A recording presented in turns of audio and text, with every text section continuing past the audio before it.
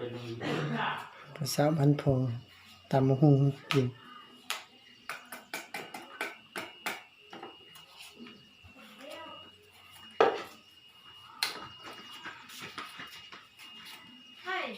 ฮะอบีที่นี่เหรอ มิดช่วยมิดสังคม มีสังคม จะอุ้ยไป อุ้ย จีอุ้ยป้าไม่อาละไม่กายอาเปล่ มอดีเหรอ ปัดกันนั่นละไม่สิของก็รู้แต่ละเอาบักเล่มาดิเด้อ ฮะ เอาบักเล่มาดิเด้อ เฮ้ยเอาพักกับได้ซ่อนพักกับได้เด้อ ครับมีพัดเลยดีกว่า ก็เอาอันนั้นมาบ้างเอาบักเลไล่ได้ บางเรื่องหลาย จะเอา ก้า ฮะ ทำไมไอ้ที่พาจีน้องไปห้วยเด้อ จ้าบอกเป็นยัง เมื่อจีน้องบอกจีน้องเฮ็ดที่เลยมิแต่จีน้องไปจ้างไฟแล้วก็ปิ้งปลาไอ้ท่าแท้ มันรถเองเก่ง เก่งไทยก็อายมันยากเป็นอายไม่ได้ไป นี่เรื่อง คันเก่งเลย แล้วน้อง บส่วนจิโนไปมื้อนั้น เมื่อนั้นจีอายไปได้ประมาณ3 โลนี่แหละแล้วน้องไปน้องกับไอ้เฮียเราไปนั่งทางไฟแล้วก็ยินเรา ทะ ไปท่า จิโนไปสุดนั้นละแม่นเอาละให้ไปได้ เอาเราหายไปเลย โอ้ยบ่เอาไปคันเอาไปสุดนี้เนี่ย เอารถปลดไป จะอายแล้วนี่เป็นผู้หลงเท่านั้นยก ไปตองจริงใช่ไหมไปนั่นก็ไปที่นะมันน่าไปจะไปแถววัดตองจริง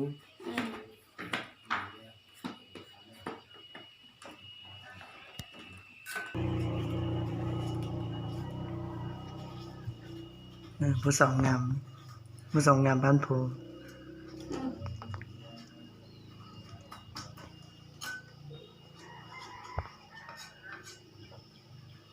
หัดไปทางคู่อีกว่า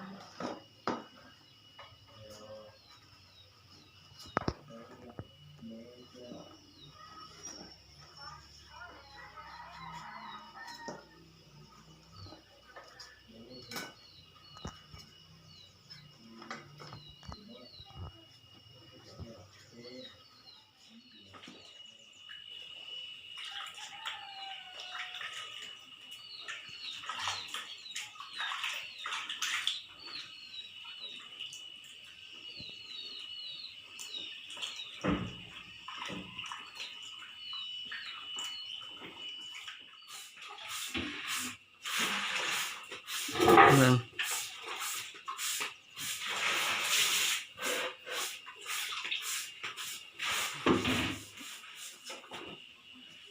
ค่อยได้ถึงมือได้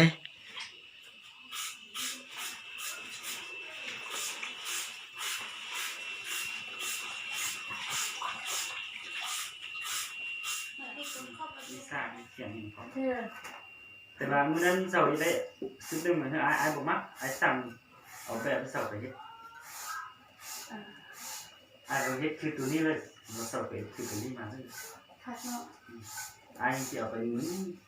ให้มันเรียวๆกันเอาสีทาบ ส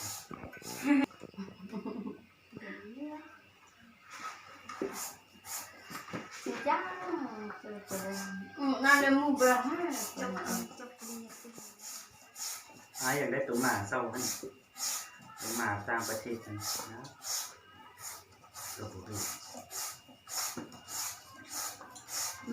มือเลืออาจจะลงเศร้า ฮะ ก็เหนื่อยมากไปลงเศร้า เอาไปในมื้อนั้นเอาไปสอบซื้อไก่เอาสอบซื้อหมู โอ้ เอาไปซื้อกินเมืองมาแล้วต้มกินก็ได้แล้ว ยัง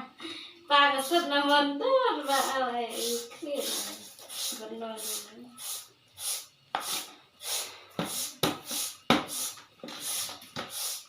ไอ้มันไม่ได้บ่เอ้ได้อะไรได้แน่นอนยังเดียวมายังจ้ะ เฮ็ดนะ thế nó ให้พี่น้อง thế nào cứ anh non đừng nó à cho nó mỏ à nó là nói nó cứ lên đâu ờ nó đã khỏi ra kia nó cũng phải chít tèng với chỉ lai chít tu được sát thấy có xảo thế nào thế để thế nào bị chắn như thế cũng phải thế xảo làm sao phải có tôi thấy tiền vào trong tôi thấy tê trôi của tôi plot tê được cá trôi dễ trôi tê giang thì ôi chà này cái mỏ họ nó chua cái gì chú nó định nó của đó đây cũng tôi chỉ bị ho quý không có trong nhẹ thì chỉ cái quân chua hả ở đi bạc rồi ตัวบ่เข้าตาที่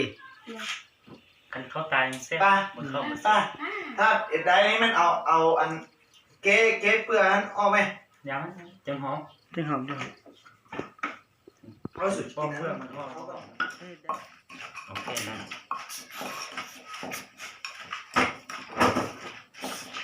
ให้มือนำซื้อน้ำส้ม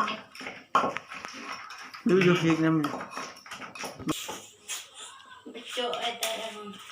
เฮ็ดได้บ่ เรื่องตัวนั้น ล้างระบบนี่ล้างระบบนี่ ร้าน ล้างซะส่วนล้าง พอแล้วกิน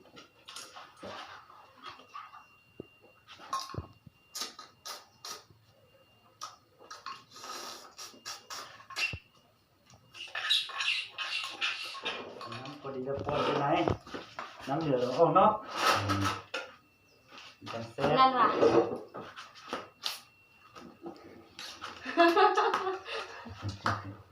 ก็เสื้อในมันจะเป็นอะไรหรอก ปล่อยเสนอมันจะเปียกมันจะซุ่มเลยไม่ซุ่มเลย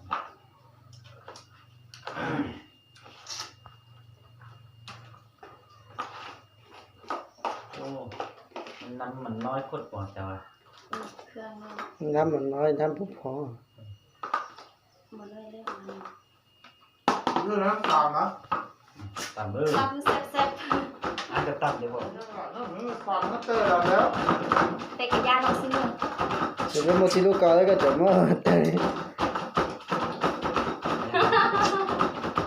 คักเนาะซอยเดียวตามนี่ ตำส้มตำทันทีนี่ต้องตำให้ดีต้องมีสี เลยไม่เซล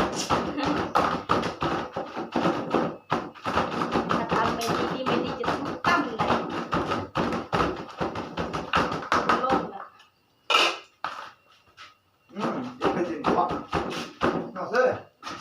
เดี๋ยวพ่อเตือนให้เจ้าตื้อ เขาเปิดเขาตาย ค่อยได้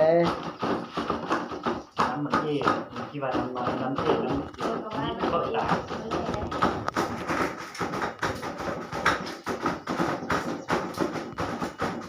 ดี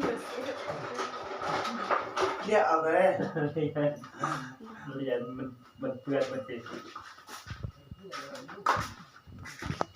น้าป้าเรือเอาเลยมาไปส่งเรือเองเรือให้ป้า ไอ้เบด้า เด้อนี่เตาเกียร์นี่เกียร์นอนี่สีมือน้องสาวล้วน น้ำสาบัดเขาเขา มันเบอร์กิโลทันซิมเบิ้ง ๆเอ้า ไอ้เหี้ยซิมบัดนี้ ว่าไอ้สีอื่นน้องซิมเลิศน้องตาม เพื่อนก็ซิม เขาเป็นแม่ค้าเลยเขาตำเลย เอาเธอหน้าที่ซิม ให้มาฉันจะไปกินก่อนเด้อกายเฮ้ ก็เลยครับเป็นยา à chờ ยาดิตัวที่เคยก็เอาเป็นเพื่อนนิดยามัน เอ้ย ตักย่าง ได้เจอเด้อ เวท เป็นเขียนเด้อ nhắm miệngครับ ไปเอิ้นมาแม่ ไอ้เลียเลยล่ะ anh lê ไปเอิ้นมาแม่ ก็ห้องผมมา คนที่ได้เบรนร้อนเบรนนอน đi ăn đi เด้ไปเดี๋ยวร้อน nhắm miệng à นี่เลย เอิ้นไอ้แม่ไอ้แม่นวลอยู่นะไอ้แม่เด้อพวกน่ะเดสอ่ะ à cho anh này một khẩu một kim đó เขาเลยมา chục con này เขาอาย ดาว อายสิพยาน อายน้องน่ะ บอกพยานอายสิ โอเคก็ดูมันนั้นคุยนะที่ตาบุกเด็กคุย ในขอว่าขอพยานอายขอว่า ตามก็ได้ เป็นไม่อายเลยอาย ซาคือเนี่ยสมัยนี้ก็ซา เป็นอันใดสีมือตนเองนะแซ่บอ่ะบอกดู ซิมือธรรมดา ธรรมดา เรามีเครื่องครบเนาะ อันนี้ชุดธรรมชาติเขาชุดบ้านนอกเขา นี่ ชุดปกครอง สูตรกลุ่มบก นี่เป็นตัวนี้ไอ้เซลล์ประมาณเดิม